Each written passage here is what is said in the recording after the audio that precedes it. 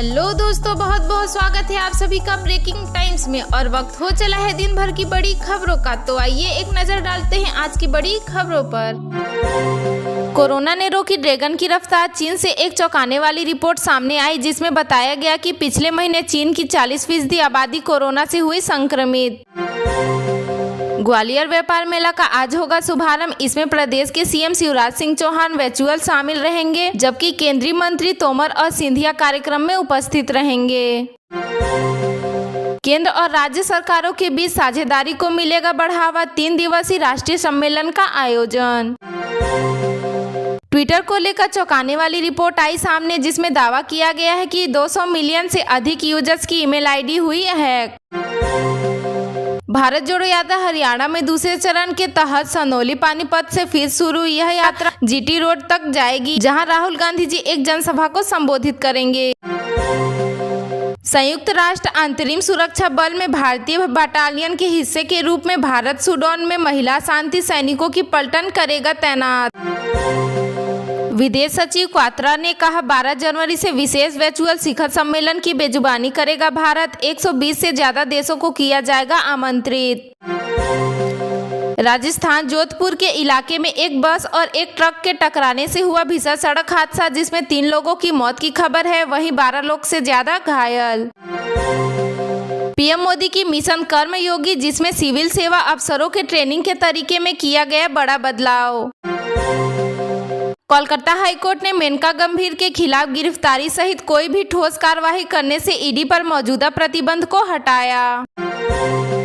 आम आदमी पार्टी ने भाजपा पर बेईमानी का लगाया आरोप। कहा मेयर डिप्टी मेयर के चुनाव में नॉमिनेटेड पार्षदों के वोट वर्जित हैं। भारतीय आरबीआई के गवर्नर ने कहा भारत और बांग्लादेश के नेतृत्व में दक्षिण एशियाई क्षेत्रों ने ग्लोबल डेवलपमेंट में 15% योगदान दिया है।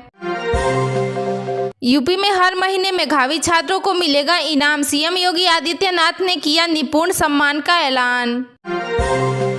एयर इंडिया के सीईओ का कर्मचारियों को फरमान। कहा विमान में किसी भी अनुचित व्यवहार की फौरन जानकारी दें।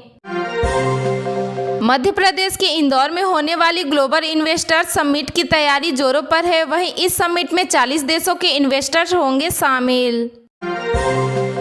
पेरिस नई दिल्ली उड़ान के दौरान विमान में महिला यात्री पर पेशाब करने के मामले में डीजीसीए ने एयर इंडिया से मांगी रिपोर्ट, और वहीं महिला आयोग ने भी भेजा नोटिस।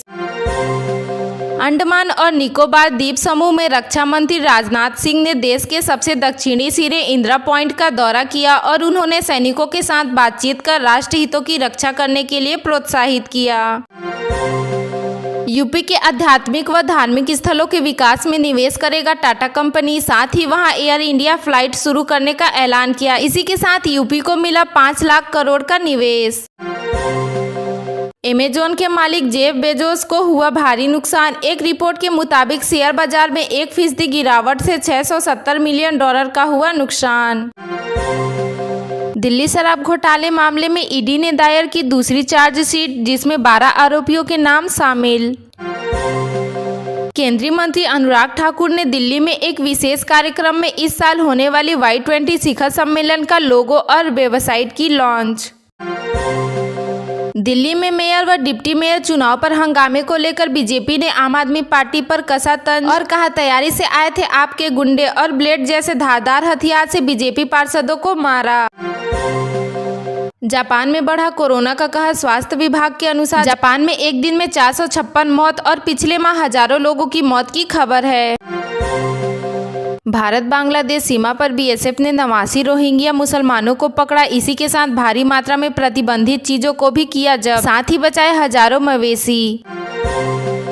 यूनिटेक लिमिटेड के पूर्व निदेशकों के खिलाफ सीबीआई ने धोखाधड़ी का नया मामला किया दर्ज। आईडीबीआई बैंक में 395 करोड़ रुपए का धोखाधड़ी का लगा आरोप। मिशन 2024 के तैयारी में जुटे अमित शाह शनिवार को झारखंड में एक जनसभा को करेंगे संबोधित, जिसके बाद छत्तीसगढ़ के लिए होंगे रवाना। पीएम मोदी की मां हीराबेन के निधन के पश्चात चेक डैम बनाकर दी जा रही उन्हें श्रद्धांजलि। राजकोट में हो रहा निर्माण कार्य। भारत जोड़ो यात्रा के दौरान बोले राहुल गांधी 100 अमीरों के हाथ में देश की आधी संपत्ति, यह है नरेंद्र मोदी का भारत।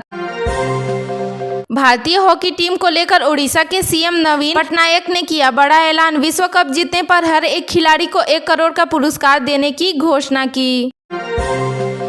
सेबी ने दी शेयर होल्डिंग रिक्लासिफिकेशन को मंजूरी। इसके बाद रॉकेट बना IDBI बैंक का शेयर लगाई जोरदार छलांग। देश का सबसे महंगा शेयर हुआ और महंगा। MRF कंपनी के स्टॉक एक दिन में 4000 बढ़ा।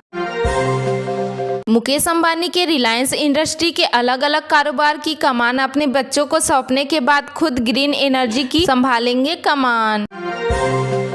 डुमरांव के पूर्व विधायक दाऊद अली का निधन। मुंबई के एक अस्पताल में ली अंतिम सांसें। बताया जा रहा है कि उनकी तबीयत कुछ दिनों से खराब चल रही थी। मध्य प्रदेश के इंदौर में प्रवासी भारतीय दिवस सम्मेलन में शामिल होंगी छत्तीसगढ़ की बेटी प्रियंका बिस्वा व्यास। साथ ही सम्मेलन का प्रतिनिधित्व करेंगी।